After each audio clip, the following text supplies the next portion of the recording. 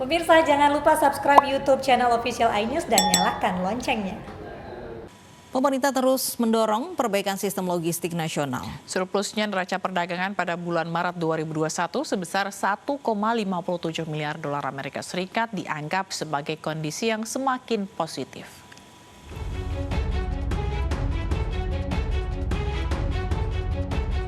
Untuk mendorong perbaikan iklim investasi melalui momentum perbaikan neraca perdagangan, perlu didukung dengan kebijakan yang mendorong peningkatan kelancaran ekspor-impor.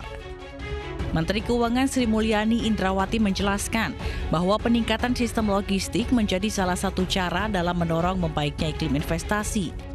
Selain itu, Menteri Keuangan menyebut bahwa integrasi kuota impor dengan memanfaatkan data importasi dapat mendorong penerimaan negara dan juga meningkatkan kapasitas investasi.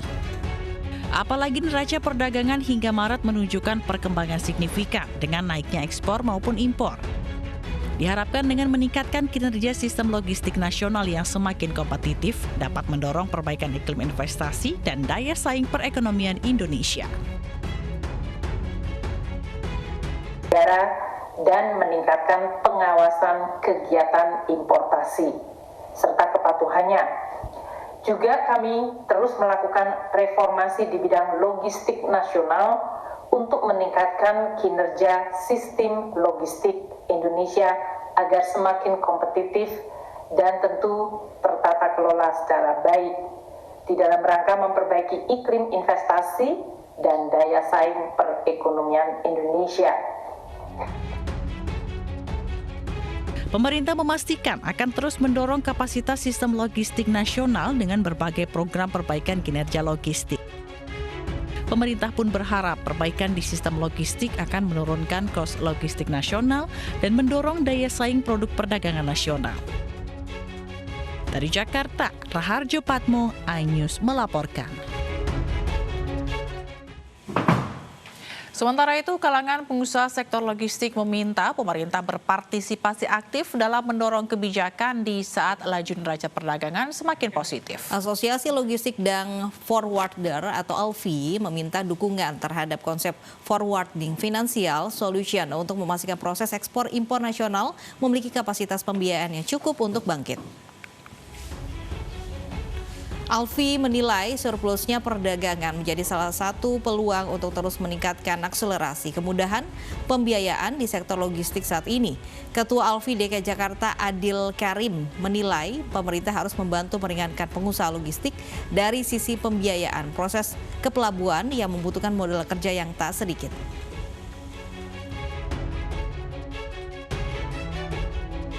Bank pemerintah maupun swasta dengan sistem nanti ada indikatornya dan konsepnya ada, tentunya pasti win-win solution. Biar supaya apa? Anggota kita tidak lama menalangin ini. Ini kan udah cukup berat nih ekonomi kita, sangat berat karena dipukul pandemi dan kita harus bangkit lagi. Tentunya kita minta berharap dari pemerintah juga memberikan akan tertariklah dengan konsep yang namanya forwarding financial. Pemerintah memastikan penerima manfaat kartu prakerja akan mendapatkan akses pada kredit usaha rakyat. Pemerintah menginginkan rasio kewirausahaan nasional bisa naik hingga 3,9% dan pertumbuhan wirausaha baru menjadi 4% pada 2024 mendatang.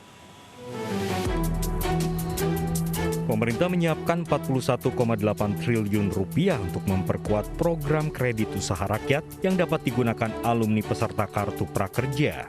Berdasarkan data manajemen Kartu Prakerja, sekitar 35% penerima program pelatihan tersebut kini berstatus bekerja dari sebelum menganggur. Dari angka tersebut, sekitar 17% diantaranya menjadi wirausaha. Menko Perekonomian Erlangga Hartarto menjelaskan, pemerintah menginginkan rasio kewirausahaan nasional bisa naik hingga 3,9% dan pertumbuhan wirausaha baru menjadi 4% pada 2024 mendatang. Target ini bisa dicapai salah satunya dengan mempermudah akses KUR super mikro tanpa agunan hingga 10 juta rupiah. Para lulusan dari Kartu Prakerja bisa ditawarkan untuk kredit usaha rakyat yang super mikro, yaitu yang besarnya di bawah 10 juta. namun tidak menutup kesempatan bagi mereka yang bisa lebih progresif lagi, itu untuk mendapatkan KUR mikro yang besarnya 10 sampai 50 juta, atau ini yang sedang kami matangkan untuk bisa sampai 10 sampai 100 juta. Erlangga berharap insentif KUR yang diberikan pemerintah mampu mendorong para pengusaha baru dalam mengembangkan kegiatan usahanya dan diharapkan nantinya dapat membuka lapangan pekerjaan baru bagi masyarakat. Dari Jakarta, Rahajo Patmo, iNews melaporkan. Bank Indonesia berharap perbankan nasional mau menurunkan tingkat suku bunga kredit untuk menggerakkan UMKM. Perbankan juga diharapkan bisa membantu UMKM go digital.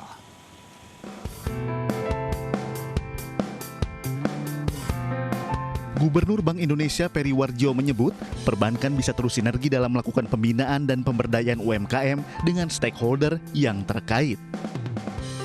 BI mendukung penuh jika perbankan nasional melakukan pembinaan hingga pemberdayaan bagi UMKM. Selain itu, digitalisasi sistem pembayaran, digitalisasi perbankan, hingga digitalisasi UMKM. Menurut Peri, sangat penting membantu UMKM bisa naik kelas. Kita terus bersinergi bersama-sama mendorong dunia usaha melalui kredit kepada dunia usaha, termasuk khususnya kredit kepada UMKM. Bank Indonesia telah menurunkan suku bunga kebijakannya 150 basis point menjadi 3,5%, terendah sepanjang sejarah. Bank Indonesia juga melakukan injeksi likuiditas dalam jumlah yang besar 792 triliun sehingga likuiditas di perbankan ini berlebih. Sementara itu, Presiden Direktur PT Bank Sentral Asia Tbk, Yahyasti Atmaja mengungkapkan, selama pandemi COVID-19, perbankan kesulitan menggait nasabah baru untuk mengajukan kredit, baik itu kredit KPR maupun kredit kendaraan bermotor. Bahkan realisasi kredit baru per bulan mengalami penurunan yang cukup signifikan. Jika sebelum pandemi COVID-19, per bulan BCA bisa mendapatkan kredit baru untuk KPR dan kendaraan sebesar 2,5 triliun rupiah. Tapi saat ada COVID-19, BCA hanya mendapatkan kredit KPR sebesar 800 miliar rupiah. Sedangkan untuk kredit kendaraan hanya mendapatkan 90 miliar rupiah. Ini bisa tergantikan dengan sarana virtual. Karena kita tahu bahwa selama COVID, mobilitas ini yang berkurang. Nggak bisa ke mall, nggak bisa ke toko, nggak bisa ke dealer mobil karena pada takut semua. Nggak bisa beli KPR karena susah untuk bepergian. Nah, berkaca daripada kejadian itu, keberhasilan kita, maka kita minta UMKM kita juga mencoba mengupayakan suatu platform virtual.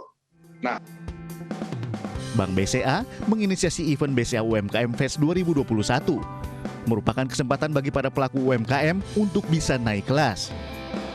Harapannya, event BCA UMKM Fest 2021 menjadi wadah bagi pengusaha UMKM yang ingin mengembangkan bisnisnya dan memasarkan produk unggulannya melalui platform digital.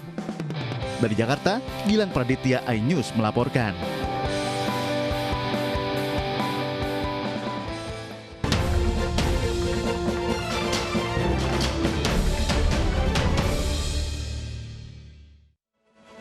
Ustadz Zaki Mirza pingsan saat memberikan ceramah di Pekanbaru, Riau. Selengkapnya sesaat lagi, tetaplah di iNews Pagi.